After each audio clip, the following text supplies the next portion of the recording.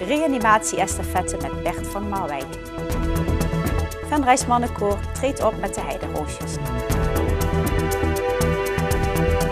Het is vandaag 28 september.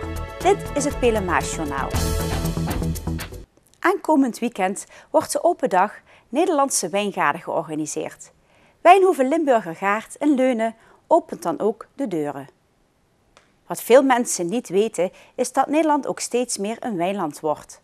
Dit komt door de introductie van nieuwe druivenrassen die goed rijpen in Nederland. Er wordt tegenwoordig op grote schaal druiven geteeld en wijn gemaakt. De Nederlandse wijnbouwers produceren jaarlijks meer dan 1 miljoen flessen. Ons land telt ongeveer 180 commerciële wijngaarden.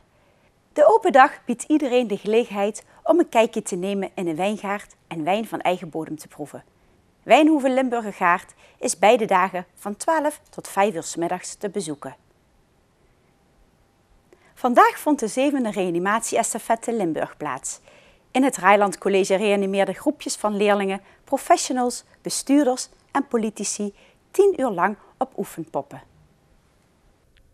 Per week krijgen in Nederland 300 mensen buiten het ziekenhuis een hartstilstand. Dat zijn per jaar 1100 Limburgers. Het is daarom zeer belangrijk dat mensen weten wat ze moeten doen als iemand een hartstilstand krijgt op straat.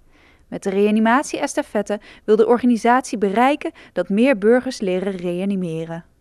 En we denken dat de beste plaats om dat te doen is het voortgezet onderwijs. Want scholieren van 14, 15 jaar, die kunnen dat heel goed leren. Die kunnen zich ook voorstellen wat het is om in het geval van zo'n plotselinge hartstand levensreddend te moeten optreden. Dus dat is denk ik een ideaal moment in het leven van iemand om dat te leren en om voor de rest van zijn leven als bagage mee te nemen.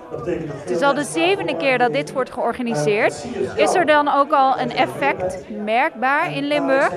Nou, wat wij dus zien is dat de overleving in Limburg vrij goed is van reanimaties. We zitten, maar dat zijn voorlopige cijfers, maar we zitten rond de 23%. En dat is, mogelijk heeft dat ook te maken met het feit dat we in Limburg zo actief bezig zijn om reanimatievaardigheden hoog op de agenda te zetten.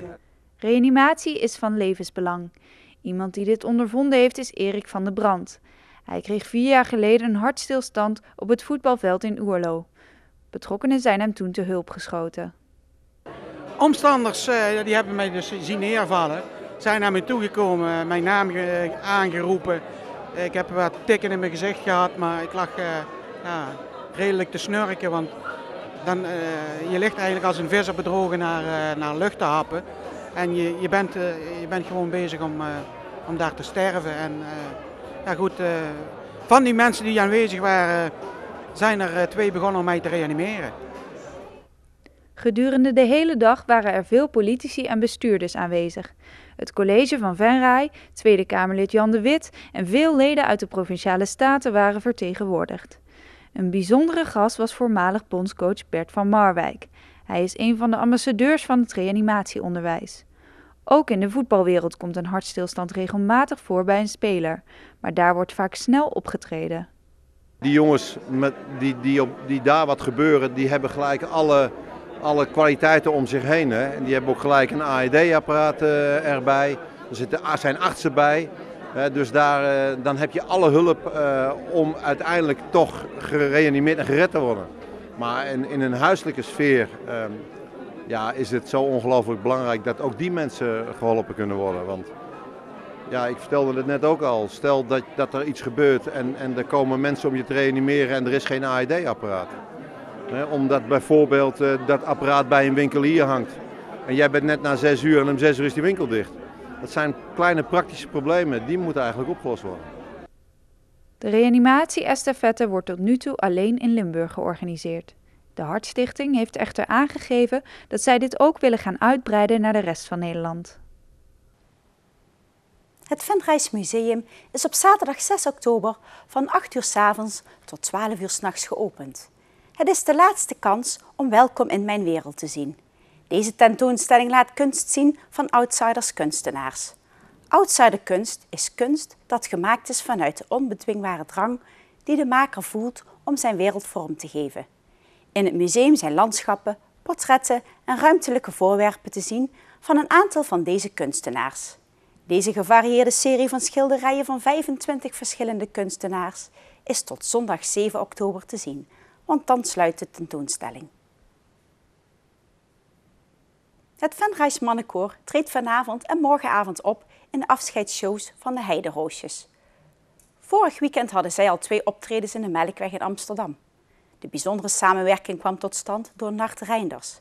Hij verzorgde de arrangementen. Vanavond treedt de groep op in Brussel.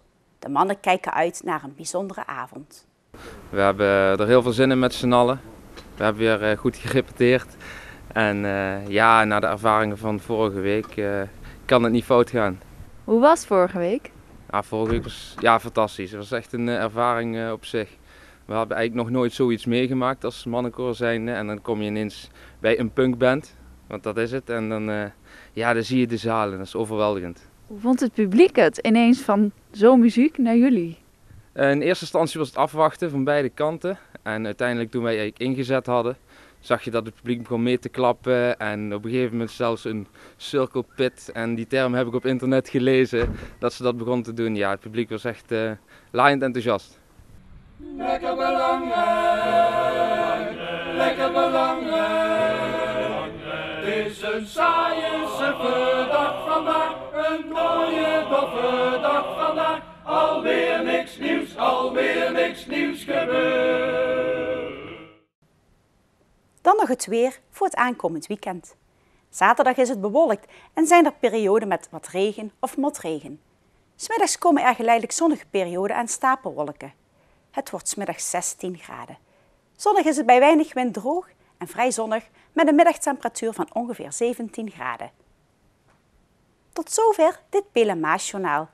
Tips kunt u mailen naar de redactie. Deze uitzending wordt herhaald tot en met zaterdag 12 uur 's middags. Zaterdag is de eerste uitzending van het historisch programma Venray van Toen. Zondag om 7 uur 's avonds is het weekoverzicht. Bedankt voor het kijken, een fijn weekend.